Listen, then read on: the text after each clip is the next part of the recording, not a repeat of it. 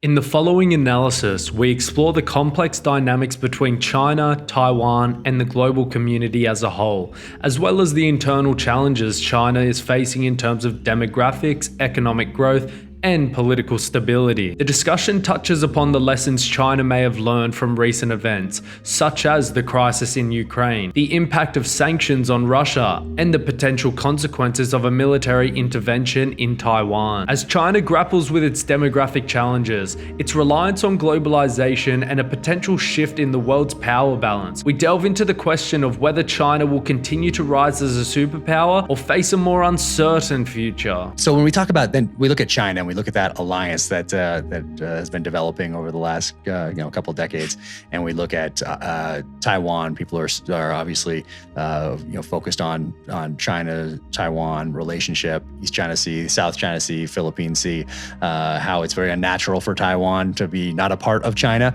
to the Chinese, kind of like it was unnatural for Ukraine not to be a part of Russia. Historically speaking, it is the norm, but yes, that's what the CCP says. Yeah. And so what lessons are they taking from the last couple months?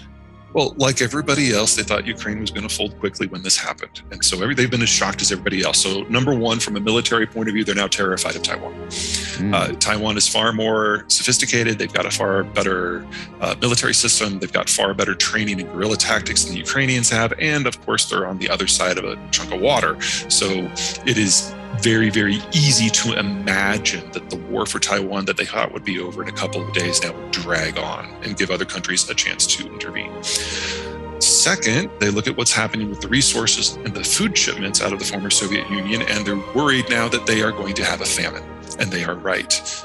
We're going to see significant breakdowns in harvest capacity and growth capacity in agriculture globally this year. We were facing a fertilizer shortage before the Ukrainians and the Belarusians, before the Russians and the Belarusians moved into Ukraine.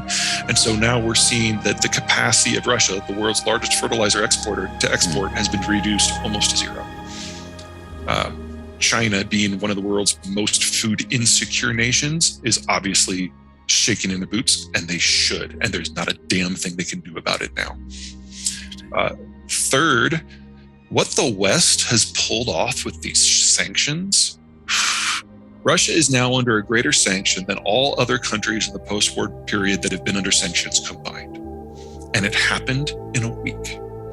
China has always assumed that if they go into Taiwan, the war will be over in a few days and the rest of the world will just have to live with it. They know now that that is a dream. And while cutting China out of various economic norms would have a bigger economic impact than what we're doing with Russia, it would have no impact on food and energy, which are the two things we're worried about right now. In fact, it would make food and energy cheaper because the Chinese are a huge importer of both. So the Chinese need to go through a complete ground-up reassessment, and I don't think they can. Because remember when I said that Putin was the third most isolated world leader? Xi's by far and away number one. He has literally shot the messenger so many times that no one will bring him bad news. Remember last May when the power outages started?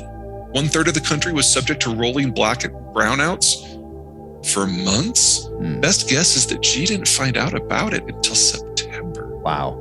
So we now have a cult of personality that is stricter than anything that Mao did in the world's second largest economy. And if you know where to look, we're seeing breakdowns across the system in power, in food production, in sanitation, in health, in manufacturing. China is crumbling before our eyes, but we're all a little focused on Ukraine right now for obvious reasons. Oh, man. So does China realize this, even though no one's bringing bad news because they don't want to get their head chopped off? What do you see as far as demographics goes in China? And then do they look at themselves as inevitably becoming the world's number one superpower? They just have to wait, and they can hold off on Taiwan for, doesn't matter, 100 years, 50 years, 25 years. We'll get it back eventually. It just has to be the right time. Or do they need it? Or do they? Let me give you the punchline. China's not going to exist as a unified nation state in 10 years. Okay. The one-child policy is now 40 years behind us, which means that the Chinese are now running out of 30 and 35-year-olds. As of January of 2020, they were the fastest aging society in human history. And we knew with that data that there'd be less than half as many Chinese alive in 2100 as there are now. Since then, the Chinese have started to let out dribs and drabs of data from their 2020 census. They do it every 10 years, just like us. And they're now guessing that they overcounted their population by perhaps as many as 100 million people, all of whom would have been birthed since one child, so aged 40 and under. Huh.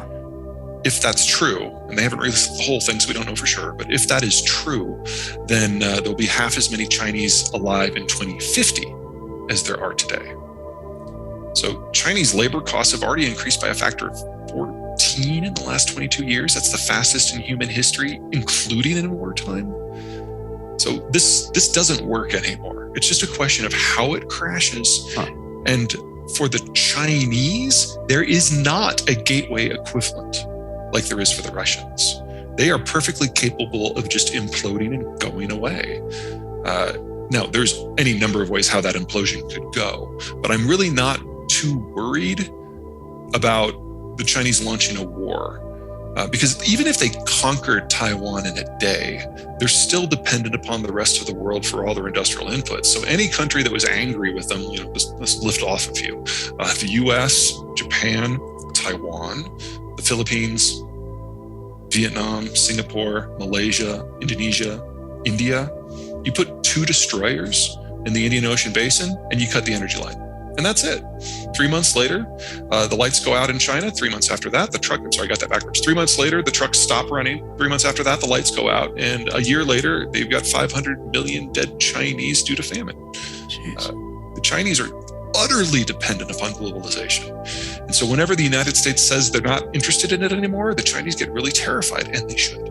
In conclusion, the discussion surrounding China, Taiwan, and the global political landscape has captured my attention for a variety of reasons. Primarily, it reveals the complexity of power balances and how current events such as the crisis in Ukraine can have far-reaching implications on countries such as China. The Chinese government's assumptions about its ability to quickly and decisively conquer Taiwan have been challenged, leading to a potential reassessment of its military strategies and ambition. Furthermore, China's internal struggles, including its aging population, increasing labor costs, and dependency on globalization, raise questions about the country's long-term stability and role as a global superpower. The possibility of China not existing as a unified nation-state in a decade highlights the uncertainty of the world's power dynamics and emphasizes the need for constant vigilance in understanding and navigating the ever-changing global landscape. As a keen observer of global politics, I find this discussion particularly interesting because it not only provides insight into the factors shaping China's actions